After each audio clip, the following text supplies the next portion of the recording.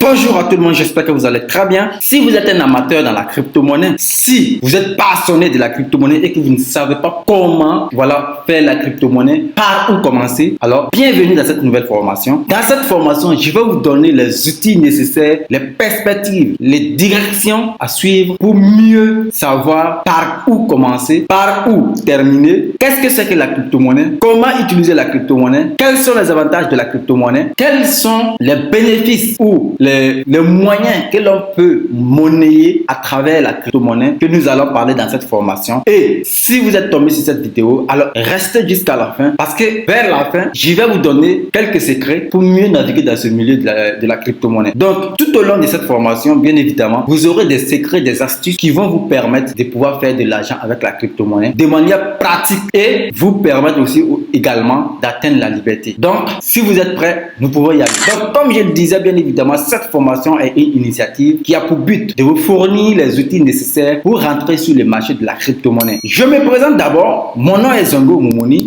Je suis crypto-trader, je suis investisseur et je suis également représentant de Vision d'Afrique du côté du Burkina Faso. Je suis auteur des livres Tout comprendre pour débuter les investissements et maîtriser le trading des crypto-monnaies. Donc, si vous me découvrez à travers cette vidéo et que vous n'êtes pas encore abonné à ma chaîne, abonnez-vous et activez la cloche de notification pour ne rater aucune de nos vidéos. Ici, nous parlons de business, nous parlons de crypto-monnaies, nous parlons des actions, nous parlons de développement personnel. Si l'un de ces thématiques vous dit quelque chose, alors n'hésitez pas à laisser une pouce bleue sur la vidéo et également vous abonner si vous n'êtes pas encore abonné. Comme introduction, nous sommes dans un monde qui est en perpétuel changement. Ce changement impacte tous les secteurs d'activité. Ainsi, l'univers économique n'est pas resté en marge de cette évolution. Bien évidemment, en commençant par le troc, c'est-à-dire que le besoin même d'échange a commencé par les trocs. Donc, lorsque nous avons étudié à l'école primaire, nous avons vu comment est-ce que les colons venaient, ils donnaient des miroirs du sel à nos grands-parents et en échange, ils prenaient nos masques et voilà beaucoup d'autres choses qu'ils répartaient avec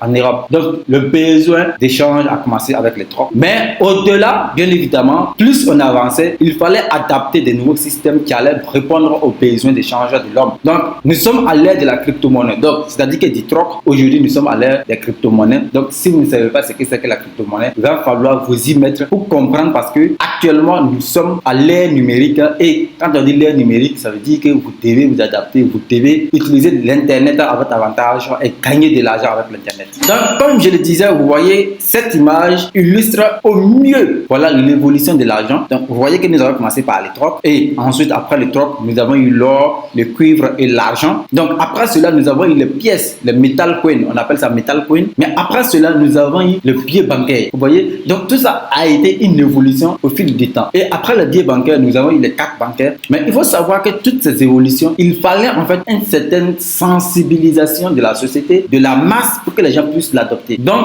bien évidemment, quand on arrive au niveau des cartes bancaires, ce sont les fonctionnaires qui ont beaucoup souffert parce que c'est eux qui refusaient, parce qu'ils recevaient en fait leur salaire à travers les virements bancaires. Et ces personnes n'ayant pas l'habitude des cartes bancaires tentaient chaque fois d'aller récupérer leurs fonds à la banque, sauf que la banque a été obligée de sensibiliser ces personnes-là et même souvent les imposer les cartes bancaires pour que ces personnes puissent s'habituer aux cartes bancaires. Donc, après les cartes bancaires, bien évidemment, vient autour des transferts électroniques, c'est-à-dire que les mobile money. Donc, quand on dit mobile money, vous connaissez très bien PayPal, vous connaissez très bien Mastercard, Visa Card, vous connaissez très bien Orange Money, Wave et tous ces systèmes de transfert. Et maintenant, nous sommes à l'ère de la crypto-monnaie. Donc, par moment, si les gens n'ont pas trop de culture ou si les gens n'ont pas trop fait de recherches, on peut penser que la crypto-monnaie c'est de l'arnaque. Non, la crypto-monnaie est très très loin d'être l'arnaque, mais la crypto-monnaie est une forme de l'évolution de l'argent. Donc, c'est à vous maintenant de pouvoir savoir comment est-ce que vous allez utiliser la crypto-monnaie de manière responsable. Et c'est de ça que nous allons parler dans cette vidéo. Par définition, on appelle souvent crypto-devise ou monnaie numérique. Nous retiendrons que c'est une monnaie entièrement décentralisée et n'ayant aucune forme physique. C'est-à-dire que la crypto-monnaie n'a pas de pièces ni de billets parce que la crypto-monnaie n'est pas produite par une banque. Non, la crypto-monnaie n'est pas produite par une banque, mais la crypto-monnaie est produite par des tiers, c'est-à-dire que des gens qui ont des projets, mais pour pouvoir mettre à l'œuvre leurs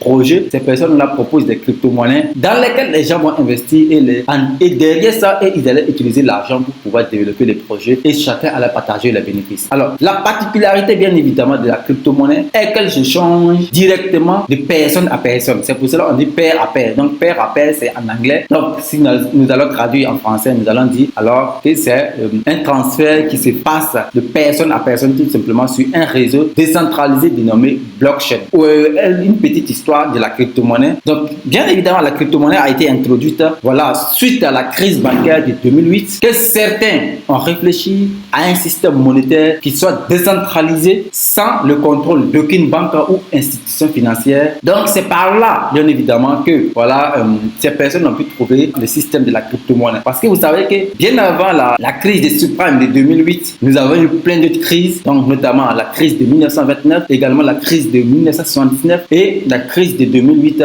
qui a commencé bien évidemment avec la crise des subprimes qui a débuté aux États-Unis avec les prêts hypothécaires. En janvier 2009, alors un groupe d'individus sous le pseudonyme de Satoshi Nakamoto présente la toute première crypto-monnaie, donc du nom de Bitcoin, avec une valeur de départ d'environ 0,01 $. Cette même crypto-monnaie a atteint la valeur de presque 66 000 $, une seule pièce en 2020. Donc, vous imaginez, voilà, la crypto-monnaie qui a été créée en 2009. Donc, bien évidemment, au départ, dont la valeur ne valait rien, tout. Donc, les gens ont sous-estimé. Beaucoup ne se sont pas intéressés. Mais aujourd'hui, tous ceux qui ont acheté la crypto-monnaie à son temps, tous ceux qui ont eu la culture d'acheter la crypto-monnaie à son temps, sont devenus vachement riches parce que lorsque vous mettez 100 $ à son temps sur la crypto-monnaie, il vous revenait presque 1000 pièces de la crypto-monnaie. Imaginez-vous 1000 pièces du Bitcoin et chaque pièce valait environ 66 000 $ en 2020. Quelle richesse que vous venez de fabriquer. Donc, précédemment, j'ai parlé de la blockchain. Donc, si on va définir la blockchain, on peut dire que la blockchain, bien évidemment, est une technologie de stockage et de transmission d'informations transparente, sécurisée et fonctionnant sans aucun organe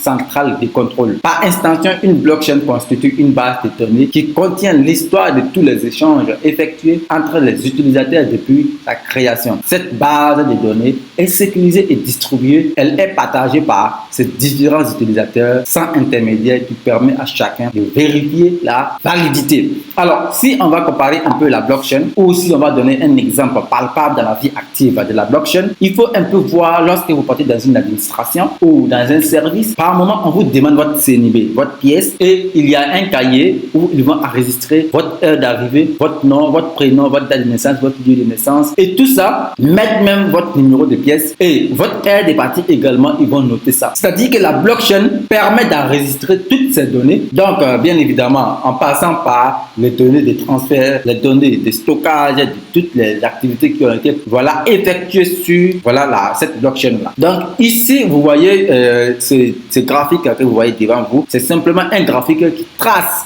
le processus de transaction entre deux personnes, c'est-à-dire que une personne décide de transférer de l'argent. Imaginez que vous voulez transférer de l'argent de votre compte Orange Money à une autre personne. Alors, lorsque vous voulez transférer, si vous avez 100 000 francs dans votre compte Orange Money et que vous voulez envoyer 200 000 francs à un correspondant, vous n'allez pas pouvoir parce qu'il y a des contrats intelligents qui permettent de détecter et savoir combien exactement est dans votre compte et combien vous voulez transférer. Est-ce que le montant est inférieur? Si oui, alors on peut débiter le montant dans votre compte et le destinataire va recevoir bien évidemment ces mêmes montants dans son compte Orange Money. Mais par conséquent, si lorsque vous voulez transférer que le montant dépasse votre fonds réel, vous allez voir que vous n'allez pas pouvoir transférer bien évidemment cette transaction. Donc la blockchain aussi est également là pour vérifier ces genres de transactions. Est-ce que celui qui veut transférer a les fonds nécessaires? Est-ce que il a suivi le processus normal, ainsi de suite, avant que les gens ne puissent valider la transaction. Donc on vous a dit que la blockchain est transparente, sécurisée.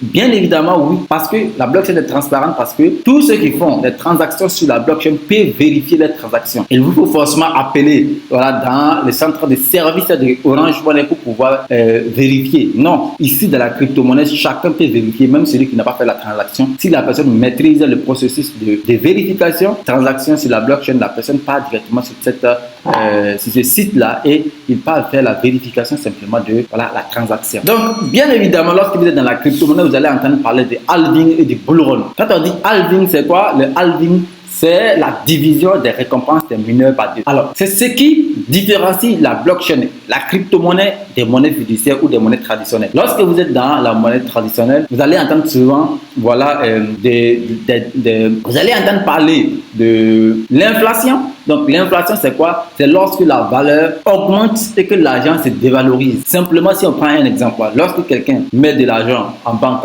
en 2015, donc vous convenez avec moi que la valeur de ce montant en 2015 et la valeur de ce même montant en 2024 ne sera jamais pareil, parce que ce qu'il pouvait acheter avec en 2015, il ne peut pas en fait acheter ces mêmes choses-là en 2014. Donc ça veut dire que son argent a connu une baisse en termes de valeur et les objets ont connu une hausse en termes de valeur. Donc au niveau de la crypto-monnaie, cela est protégé tout simplement parce que voilà, les créateurs ont trouvé un système de brûlage, c'est-à-dire quoi? Ils ont limité le nombre de pièces de Bitcoin, et comme ils ont limité le nombre de pièces de Bitcoin, chaque 4 ans, il y a ce qu'on appelle la division des récompenses, c'est-à-dire qu'il y a en fait une réduction du nombre de pièces qui rentrent en circulation pour voilà, pallier à ces systèmes d'inflation au niveau de la crypto-monnaie. C'est pour cela qu'on dit que le Bitcoin est l'or numérique, tout simplement parce que lorsque vous investissez dans le Bitcoin, votre argent peut se dévaloriser à un temps donné. Mais bien évidemment, après cela,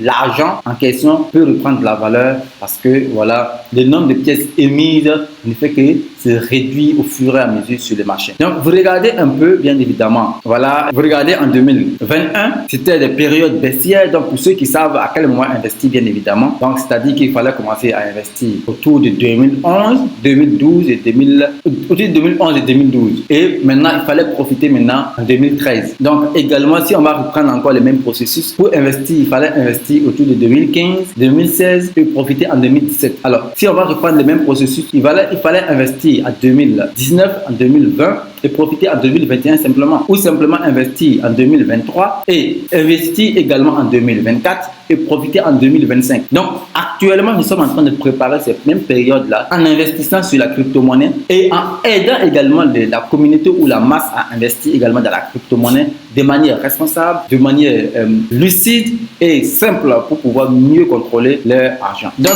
bien évidemment, nous avons eu environ 3 halvings voilà, dans l'histoire de la crypto-monnaie. Parce que j'ai dit que voilà, le halving, c'est simplement la division des récompenses des mineurs par 2. Donc, chaque fois qu'il y a des divisions des récompenses des mineurs par 2, automatiquement, il y a en fait la volatilité des monnaies qui s'ensuit. Donc, cette volatilité des monnaies qui s'ensuit qu'on appelle le bull run. Donc, en crypto-monnaie, cela fait référence à une période où des demandes augmentent fortement pour une monnaie virtuelle. Sous-entend une hausse de confiance dans ses actifs. Donc, bien évidemment, nous attendons maintenant la véritable hausse des monnaies à partir de fin 2024, début 2025. Donc, les plateformes, bien évidemment, si vous avez compris ce que c'est que la crypto-monnaie, comment est-ce que la crypto-monnaie a évolué jusqu'à aujourd'hui, quels sont les avantages de la crypto-monnaie. Donc, alors, sachez que, bien évidemment, au niveau des crypto-monnaies également, nous avons des plateformes que nous utilisons pour pouvoir échanger ces mêmes crypto-monnaies-là. Donc, sachez qu'au niveau de ces plateformes-là, vous pouvez échanger votre franc CFA contre des crypto-monnaies ou échanger votre crypto-monnaie contre du franc CFA. Tout est possible parce que voilà, ces plateformes ont développé bien évidemment des systèmes qui permettent d'échanger directement vos francs CFA en crypto-monnaie ou des crypto-monnaies en francs CFA. Donc si vous regardez dans l'une de mes vidéos, je parlais de comment est-ce que vous pouvez acheter directement des crypto-monnaies, voilà, être un revendeur même des crypto-monnaies sur des plateformes et voilà, recevoir en fait vos transactions, vos montants en francs CFA. Alors, donc, l'une des plateformes les plus utilisées que les Africains connaissent beaucoup plus, c'est Binance.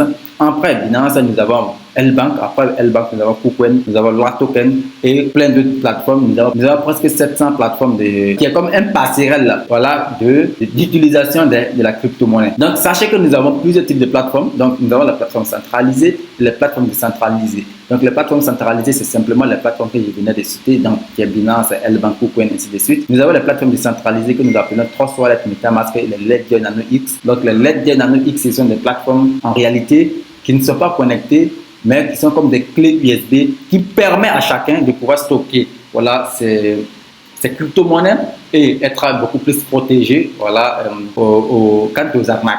Donc, l'un des avantages de la crypto-monnaie, c'est au niveau des transactions de frais. Regardez simplement, par exemple, lorsque moi je vais envoyer $1000 à une personne, à un correspondant, la plateforme va me couper environ $1. Et lorsque la plateforme me coupe $1, mon correspondant va recevoir $999. Alors que si c'est les banques, si je vais passer par les banques ou par des transactions traditionnelles, alors sachez qu'ils vont me couper environ presque 1,5% ou 2% dans les transactions, ce qui est énorme, ce qui est cher. Et la blockchain et la crypto-monnaie est là pour réduire ce type de transactions-là et faciliter la vie aux citoyens lambda. Donc, sachez qu'au niveau de la crypto-monnaie, nous avons deux types de crypto-monnaies. Nous avons les monnaies volatiles, donc, telles que le Bitcoin, l'Ethereum, le BNB, le Solana, le Shiba, le Dogecoin. Donc, ce sont en réalité dans ces monnaies que nous investissons. Et lorsque nous investissons dans ces monnaies, voilà, en retour, ces monnaies peuvent nous apporter bien évidemment des valeurs ajoutées. Donc, par contre, le contraire des monnaies volatiles, là, nous avons les stablecoins. Donc, au niveau des stablecoins, nous avons l'USDT, nous avons l'USD, nous avons les DAI, nous avons les FDUSD. Nous avons beaucoup d'autres monnaies que nous utilisons bien évidemment pour pouvoir acheter. Voilà les monnaies volatiles pour pouvoir faire des valeurs ajoutées au niveau de nos transactions. Donc, si on va définir un peu, voilà, les stablecoins sont comme une des monnaies refuges. Voilà, parce que la valeur est toujours égale à 1 dollar. Donc, lorsque j'ai 100 dollars dans mon portefeuille, ça reste toujours 100 dollars tant que je ne prends pas pour investir dans une monnaie volatile. Mais lorsque j'investis dans une monnaie volatile, la monnaie peut prendre de la valeur dans un temps record ou perdre de la valeur. Mais simplement, c'est à moi de pouvoir garder la patience jusqu'à ce que la monnaie puisse reprendre la valeur et me faire des gains avant que je ne sorte sur les marchés. Donc voilà, vous allez entendre certaines définitions sur les marchés de la crypto-monnaie, telles que les coins, tels que les tokens, tels que les shitcoins. Donc ici, c'est pour vous inviter un peu à être beaucoup plus responsable dans vos investissements. Pourquoi? Parce que lorsque vous investissez dans la crypto-monnaie, vous devez détecter quelles sont les monnaies dans lesquelles vous devez investir et quelles sont les monnaies que vous devez nécessairement éviter. Même si ces monnaies vous proposent ou promettent des rendements assez faramineux, généralement ces monnaies ont plus de tendance à disparaître avec votre investissement que de vous donner des retours sur investissement. Donc les coins, c'est généralement des monnaies mères, des monnaies qui ont des blockchains. Donc les tokens, ce sont des monnaies bien évidemment qui sont adossées sur des monnaies mères, des monnaies qui ont des blockchains. Donc bien évidemment, on va appeler les coins des pièces et les tokens des jetons. Donc, c'est en réalité en anglais que ces monnaies ces termes sont écrits. Donc, coin, ça veut dire pièce, token, ça veut dire jeton simplement. Donc, voilà, il y a un lien qui relie ces deux éléments qu'on va appeler en fait le smart contract.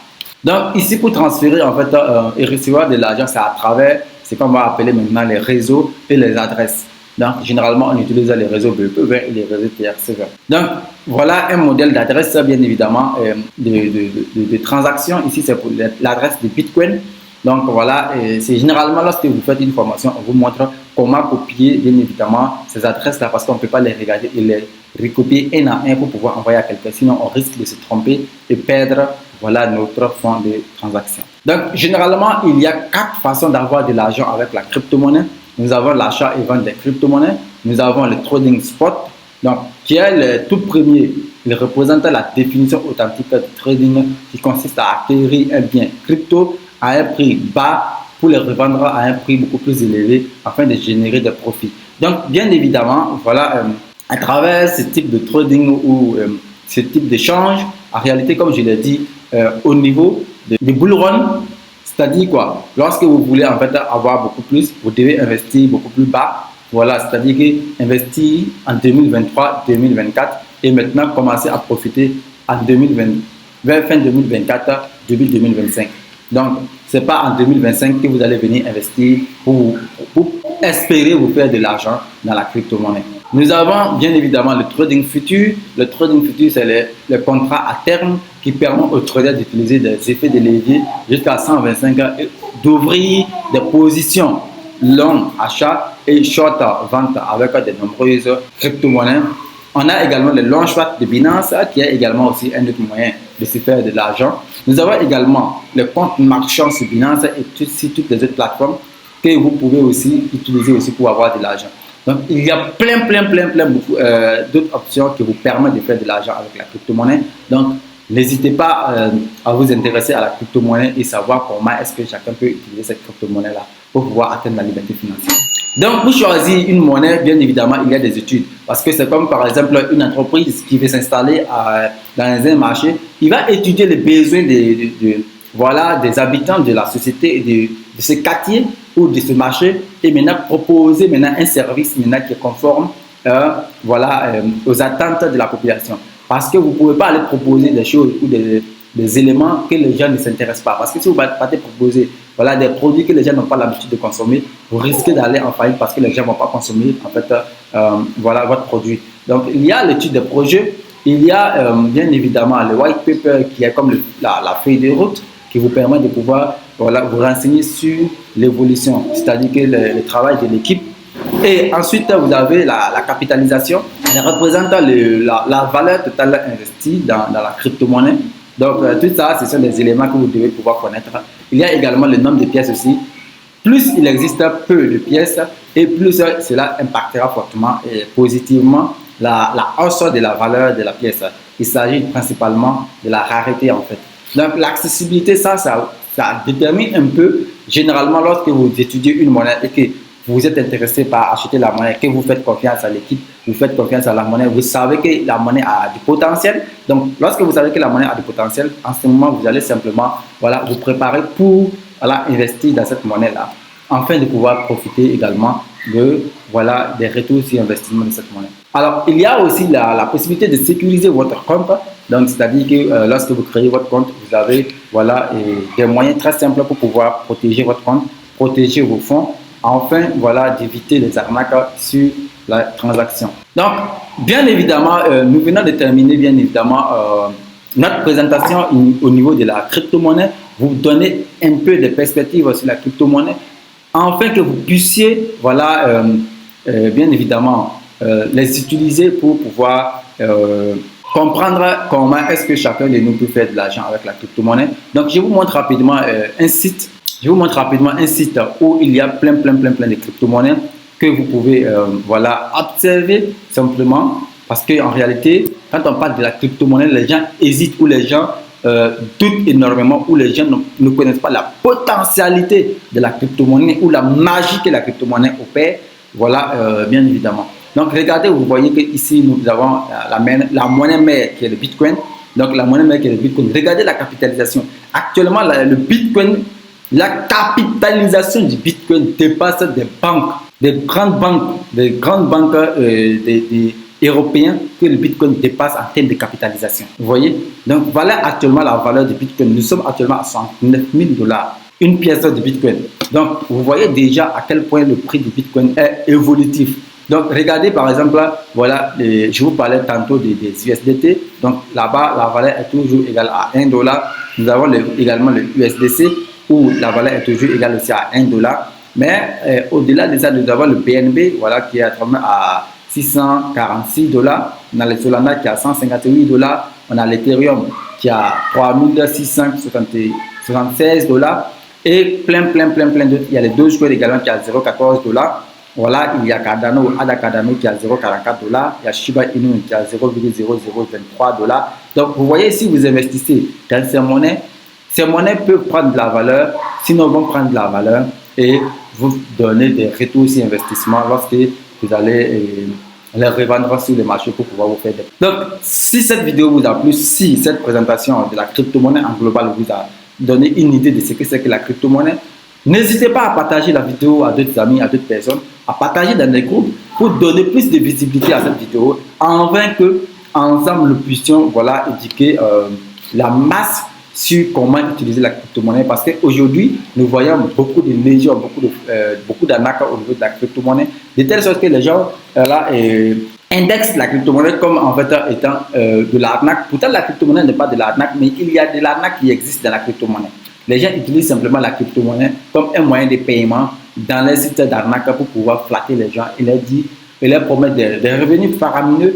Et lorsque les gens investissent, voilà, 2 mois après, 3 mois après, 4 mois après, ils disparaissent avec le jackpot, avec le portefeuille et voilà, les gens n'ont plus les yeux pour pleurer. Donc, alors que beaucoup de personnes n'ont pas d'éducation au niveau de la crypto-monnaie, donc ça fait que beaucoup de personnes se font avoir simplement par la cupidité d'avoir beaucoup plus d'argent très rapidement. Donc, voilà, ici prend fin notre présentation ou notre formation voilà, sur la crypto-monnaie.